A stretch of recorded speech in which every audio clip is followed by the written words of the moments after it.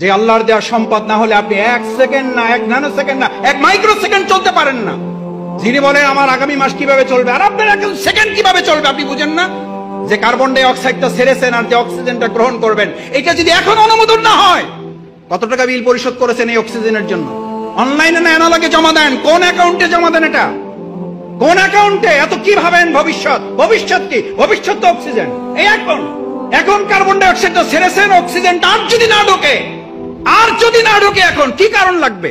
পৃথিবীর সমস্ত ডাক্তার একমত হয়ে গেছে, হার্ট অ্যাটাক করে কোনো মারা যায় না, মারা যাওয়ার কারণে হার্ট অ্যাটাক করেছে। স্ট্রোক করে মারা যায় না, মারা যাওয়ার জন্য স্ট্রোক।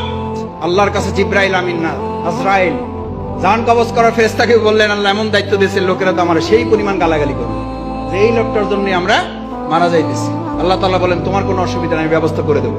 লোকেরা তোমার কথা মনেও রাখবে না, তোমার কথা স্মরণও করবে না, তোমার উচ্চারণও করবে না। ওরা বলবে গাড়ির অ্যাক্সিডেন্ট করে মারা গেছে, গাড়িরই গালাগালি করবে। ওরা হসপিটালকে গালাগালি করবে, ওরা ডাক্তারকে গালাগালি করবে, ওরা সংগঠনের মিছিলকে গালাগালি করবে। আল্লাহ আমাদের মাফ করুন।